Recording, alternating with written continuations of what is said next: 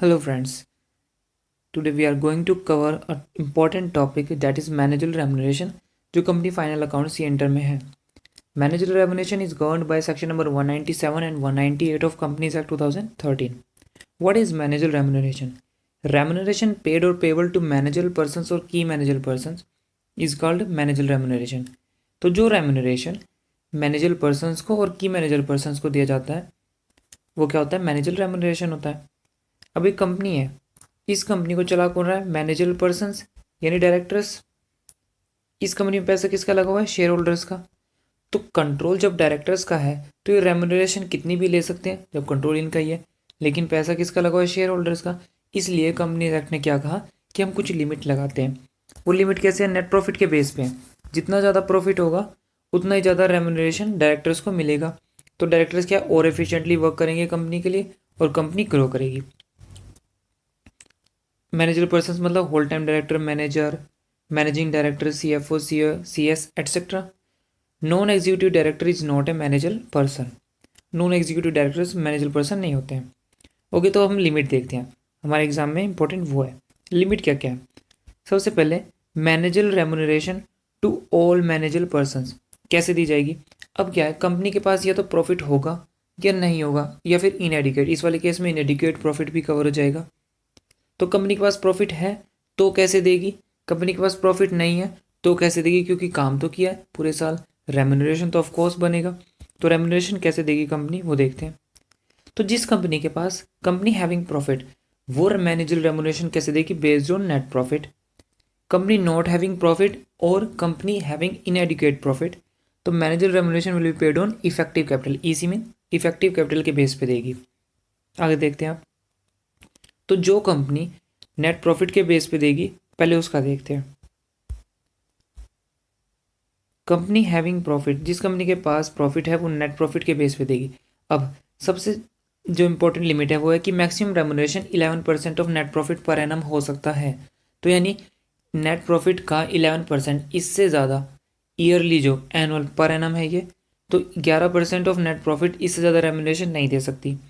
लेकिन एक केस में ये अगर सेंट्रल गवर्नमेंट की अप्रूवल मिल जाए तो this limit 11% can be further increase by central government approval. Central government की अप्रूवल से ये लिमिट इंक्रीज की जा सकती है. बट ओवरऑल लिमिट क्या है? 11% ऑफ नेट प्रॉफिट. अब ये मिलेगी कैसे? अगर मैनेजर पर्सन एक है तो उसको मैक्सिमम 5%, ओनली एक बंदा है वही मैनेजर पर्सन एक ही है, उसको 5% मिल सकता है मैक्सिमम. एक से ज़्यादा है तो 10% मिल सकता है. अच्छा, पार्ट टाइम डायरेक्टर की क्या होगी? अगर मैनेजर पर्सन कोई भी नहीं है तो 3%, मैनेजर पर्सन है तो 1%. अब इन लिमिट्स को हम अच्छे से समझते हैं. इन लिमिट्स को समझने के लिए हम एक चार्ट बनाते हैं. यस, कंपनी में एक साइड आ गया whole time director, managing director और मैनेजर, और दूसरी साइड क्या है? Part time director and other director. ये है. अब यहाँ पे या तो एक बंदा होगा या फिर एक से ज़्यादा होगा या फिर कोई भी नहीं होगा. इस वाले केस में कितने भी हों लिमिट यही रहेगी इनकी. अब क्या होता है? Whole time director, manager, managing director और मैनेजर, अगर सिर्फ एक बंदा है तो मैक्सिमम 5% विड्रॉ कर सकता है रेम्यूनरेशन की तरह. एक से ज़्यादा है तो मैक्सिमम 10% जा सकता है. और ऑफ कोर्स कोई भी नहीं है तो 0% मैनेजर रेम्यूनरेशन रहेगा. लेकिन एक केस यहाँ पे डाउट ही आता है कि कंपनी में एक होल टाइम डायरेक्टर है, एक मैनेजिंग डायरेक्टर है और एक मैनेजर है, तो क्या ये एक काउंट होगा? नहीं, ये 3 पर्सन हो जाएंगे. फिर ये वाली लिमिट आ जाएगी. मतलब नेचुरल पर्सन एक होना चाहिए तभी 5% है. एक से ज़्यादा हो गए 10% आ जाएगी, कोई भी नहीं है तो 0% है. इस वाले केस में पार्ट टाइम डायरेक्टर और अदर डायरेक्टर के केस में क्या है? अदर डायरेक्टर के केस में क्या है? यहाँ पे अगर कोई भी whole time director, managing director और मैनेजर कोई नहीं है तो इनको 3% मिल जाएगा मैक्सिमम. अदरवाइज इनका 1% रहेगा सबका. एक है या एक से ज़्यादा है पार्ट टाइम डायरेक्टर, इस केस में ओवरऑल 1%, यहाँ भी 1% और ओवरऑल 3% यहाँ पे. तो यहाँ पे टोटल कितनी हुई? इस केस में 6% हो सकती है, यहाँ पे मैक्सिमम ये वाली 11 जा सकती है और यहाँ पे 3%. तो इस चार्ट से हमको क्लियर हो जाएगा मैनेजर रेम्यूनरेशन कैसे दिया जाएगा.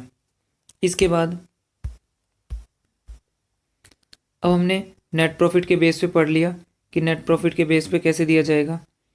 अब नेट प्रॉफिट कैलकुलेट कैसे करना है, क्योंकि मैक्सिमम 11% जा सकता है और हमने चार्ट से देख लिया कि कैसे कैसे दिया जाएगा। What is net profit, how to calculate it.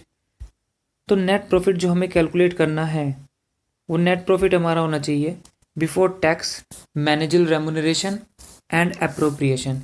यानी नेट प्रॉफिट हमें कैलकुलेट करना है, टैक्स नहीं डिडक्ट करना उसमें से, मैनेजल रेमुनरेशन नहीं डिडक्ट करना, नॉन मैनेजल रेमुनरेशन डिडक्ट हो सकता है, और अप्रोप्रिएशन डिडक्ट नहीं करना, यानी किसी रिजर्व में ट्रांसफ़र नहीं करना है। तो सबसे पहले इसके कुछ इंक्लूजन्स हैं और एक्सक्लूजन है। यानी जब हम अपना P&L बनाएंगे तो यहाँ पे नेट प्रॉफिट आएगा और यहाँ पे हम GP लेंगे, ग्रॉस प्रॉफिट यानी, और यह GP यानी balance from trading account. Trading account से जो बैलेंस आएगा वो कंसीडर करेंगे। तो अब इसमें कौन सी इनकम्स आएंगी, कौन सी इनकम्स लेंगे, कौन से एक्सपेंसेस इंक्लूड करेंगे या एक्सक्लूड करेंगे, वो हम देख रहे हैं। अब GP का जो GP यानी बैलेंस फ्रॉम ट्रेडिंग अकाउंट वो आएगा। उसके बाद क्या आएगा, इसके बाद इंक्लूजन्स में देखते हैं। सबसे पहले कहता है कि all other normal income, normal income जो है वो सारी इंक्लूड होंगी, और नॉर्मल एक्सपेंसेस वो भी आएंगे। तो नॉर्मल इनकम जो होती है और नॉर्मल एक्सपेंसेस किसी भी P&L अकाउंट में वो आएंगे। ठीक है।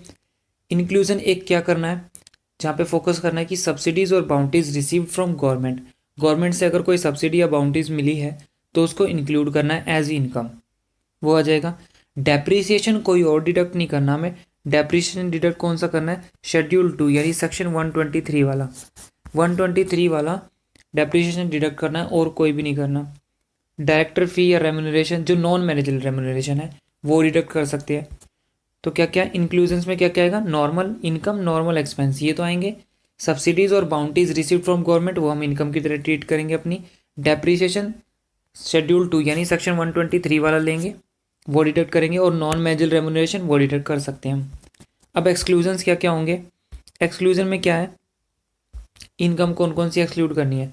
Premium on shares and debentures, अगर शेयर और डिबेंचर्स के प्रीमियम है तो उसको नहीं एक्सक्लूड करना है, उसको एक्सक्लूड रखना है। Profit on sale of forfeited shares ये एक्सक्लूड करना है, इन दोनों इनकम्स को नहीं लेना है। एक्सपेंसेस कौन कौन से एक्सक्लूड करने हैं, वॉलंटरी कंपनसेशन पेड और पेएबल ये नहीं आएगा। Compulsory will be included, compulsory compensation अगर हमने कुछ पे किया तो वो इंक्लूड होगा। तो फिर से देख लेते हैं, इनकम कौन कौन सी एक्सक्लूड करनी है, प्रीमियम ऑन शेयर्स और debentures, profit on sale of forfeited shares, इनको P&L में नहीं लेना, यहाँ एक्सक्लूजन्स पढ़ रहे हैं। एक्सपेंसेस कौन कौन से लेने, वॉलंटरी कंपनसेशन पेड ये नहीं लेना, बट कंपलसरी वाला इंक्लूड करना है, यानी कंपलसरी को एज एन एक्सपेंस ट्रीट करना है। गेन और लॉस नहीं लेने कुछ, कौन सा गेन नहीं लेना, सेल ऑफ अंडरटेकिंग और ब्रांच, इस पे कोई गेन हुआ है तो वो नहीं कंसिडर करना, गेन या लॉस जो भी है। Revaluation of asset and liability, revalue क्या है किसी एसेट को या लाइबिलिटी को, उस पर कोई गेन या लॉस हुआ है वो कंसिडर नहीं करना। कोई immovable property fixed asset sale की है उसके ऊपर गेन और लॉस हो रहा है वो हमें कंसिडर नहीं करना है। और हमारा प्रॉफिट कैसे होगा, जो हमें प्रॉफिट फाइंड आउट करना है वो रिजर्व्स, टैक्सेस और मैनेजल रेमुनरेशन के पहले का वो नेट प्रॉफिट कंसिडर करना है, और उससे हमें उसके बेस पे हमें अपना जो रेमुनरेशन है वो कैलकुलेट करना है। तो हमारा नेट प्रॉफिट कैसे होगा, net profit before tax, managerial remuneration and appropriation. Okay, ये था हमारी वो वाली पॉइंट की बात कि जब कंपनी के पास अप्रोप्रिएट प्रॉफिट है मैनेजल रेमुनरेशन देने के लिए। अगर इन केस कंपनी के पास अप्रोप्रिएट प्रॉफिट नहीं है मैनेजल रेमुनरेशन के लिए, तो हमने देखा था कि इफेक्टिव कैपिटल के बेस पे देगी company. If a company not having profit, managerial remuneration will be paid on the basis of effective capital. अब इफेक्टिव कैपिटल कैसे दिया जाएगा, इस केस में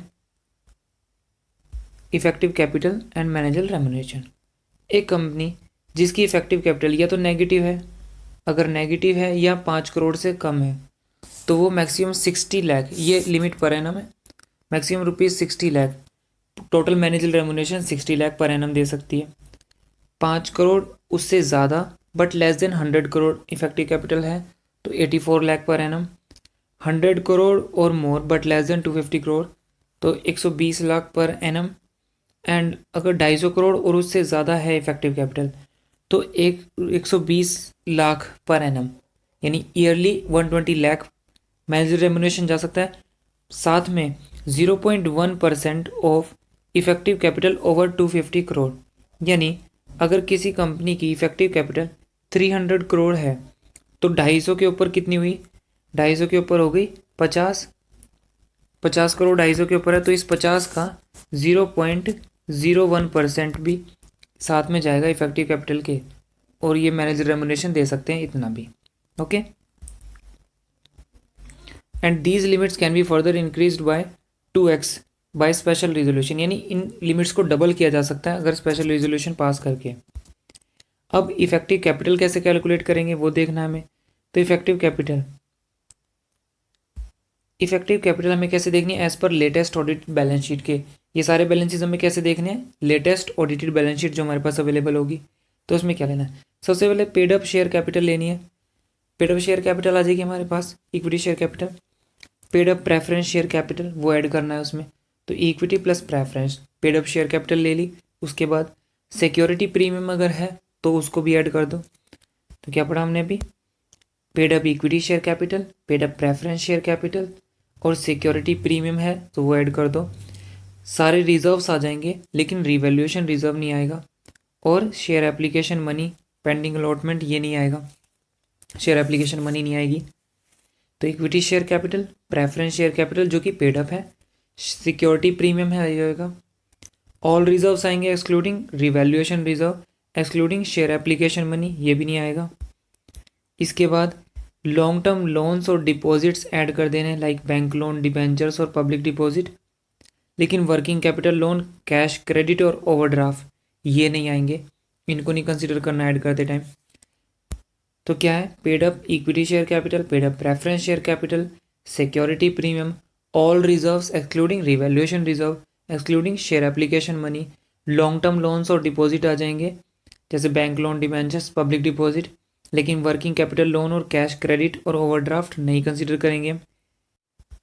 आगे ये इन्वेस्टमेंट वाला इंपॉर्टेंट पॉइंट है। इन्वेस्टमेंट में क्या होता है कि इन्वेस्टमेंट हमें ये 3 पॉइंट्स डिडक्ट करने हैं अब यहाँ पे।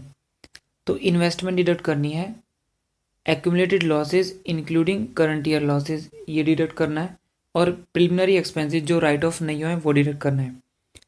इन्वेस्टमेंट हमें तभी डिडक्ट करनी है अगर कंपनी नॉन इन्वेस्टिंग है। अगर कंपनी नॉन इन्वेस्टिंग है तभी हम इन्वेस्टमेंट डिडक्ट करेंगे। Investment will not be deducted if company is investing company. अगर इन्वेस्टिंग कंपनी है तो हमें इन्वेस्टमेंट का कुछ भी नहीं करना है। और अगर क्वेश्चन में कुछ ना दिया गया हो तो नॉन इन्वेस्टिंग कंपनी हम एज्यूम करेंगे। क्या एज्यूम करेंगे, non investing company, that the company is non investing. फिर से देख लेते हैं इन्वेस्टमेंट का पॉइंट। इन्वेस्टमेंट हमें तभी डिडक्ट करनी है अगर नॉन इन्वेस्टिंग कंपनी है, और अगर इन्वेस्टिंग कंपनी है तो हमें इन्वेस्टमेंट का कुछ भी नहीं करना। तो नॉन इन्वेस्टिंग होगी तभी डिडक्ट करेंगे, अगर इन्वेस्टिंग कंपनी है तो इन्वेस्टमेंट को डिडक्ट नहीं करेंगे। और अगर कुछ ना दिया हो तो हम एज्यूम करेंगे नॉन इन्वेस्टिंग कंपनी, यानी हम इन्वेस्टमेंट को डिडक्ट करेंगे। तो ये था हमारा कि हमें प्रॉफिट कैसे कैलकुलेट करना है और इफेक्टिव कैपिटल कैसे कैलकुलेट करनी है, ये हमने देख लिया। इतना हमारे लिए एफिशिएंट है, एनफ है अपने प्रैक्टिकल क्वेश्चन को सॉल्व करने के लिए। नेक्स्ट पार्ट में हम इसके ICAI स्टडी मटेरियल के जो प्रैक्टिकल क्वेश्चंस हैं वो करेंगे। Thank you, I hope you guys understood.